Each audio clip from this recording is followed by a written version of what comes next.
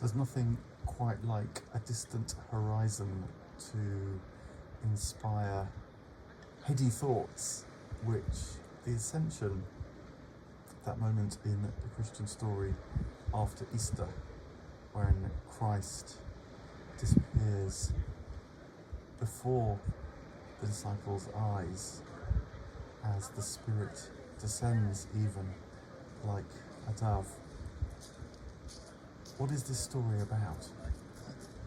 And it struck me that it's neatly contrasted, at least these days, with another kind of hope that humanity might ascend, but not into a spiritual horizon, but towards a longed-for technological horizon, the post-human future that many now envisage, where purpose, meaning, life itself might be found by leaving our humanity behind and finding it fulfilled in a cyborg ascension into a greater form of life.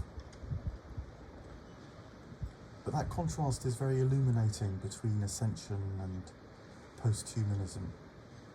Ascension, in the Christian understanding, whatever else it means, I suppose it must mean finding our purpose in our humanity as humanity. It's not about leaving the human behind, but is about understanding more and more deeply what it actually is to be human. So it turns us towards our humanity to find out its heart, its essence. And Christ rising into the heavens is the mythological way of talking about humanity finding its fullest expression in identification with God, in divinity. It's what in Eastern Orthodoxy is called divinization, theosis. This is not only the greatest hope for a human being, for all human beings, but is the truth of what it is to be human. It's about finding that and being found in that.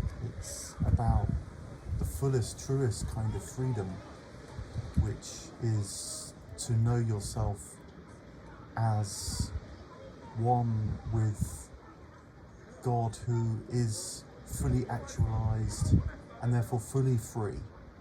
Nothing of potential in God, and so all completely manifest, completely delighting, completely expressive. That's the true meaning of the ascension and freedom. And the link with transhumanism, with posthumanism, goes back into the Christian story as well, because Dante is the individual that coins the word transhumanism in the Divine Comedy, when Dante wrestles to understand what it meant when he ascended into the heavens, what was happening to his humanity there. But he meant it in terms of finding its fullest expression, the Christian understanding of ascension. And so it's morphed in the centuries since Dante into leaving the expression of our humanity behind in the cyborg or technological transcendence of our humanity. That is the kind of corruption, which strangely is a reduction of Dante's vision of transhumanizing, of Christ's display of it in the Ascension. And it leads to all sorts of consequences that you can feel, I think, today starting to unfold. The spiritual is increasingly materialized. It's explained in terms of what happens in the brain, often therefore as delusion, as epiphenomenon. And of course it's not just spiritual experience that gets denied in that, but consciousness itself, as if the machine is the truest notion of reality. the mechanical, the material, and everything else is, well, at best a byproduct, but certainly not a fulfillment, a finding, a delight, a completion of our humanity. And this leads to, really very practical, I think,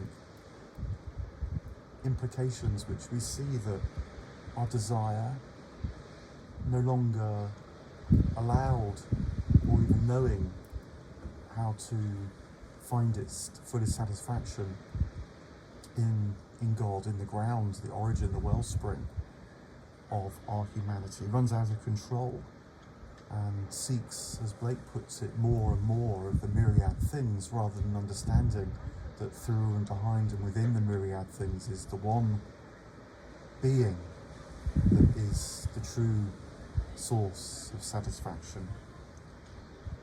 Along with desire running out of control, the political too takes over in societies, demanding more and more from the material world, taking the form of utility, efficiency, and you increasingly see that the upshot is that might turns out to be right in this world after all, perhaps particularly in the post-human sphere in terms of biotechnology companies.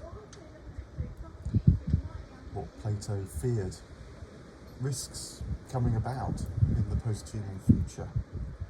It's what C.S. Lewis as well called the abolition of man.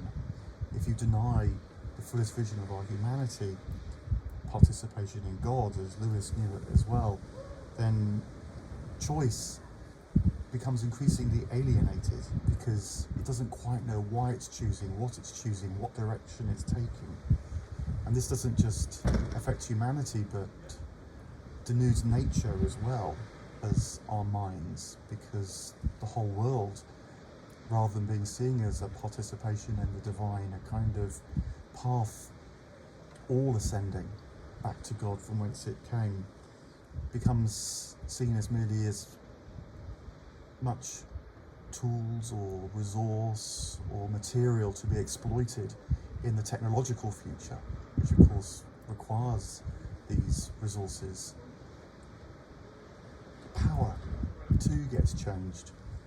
It becomes manipulative, coercive, springing from anxiety and insecurity, rather than the kind of alluring power that draws us through the operation of love, of beauty, of this sense of a greater freedom.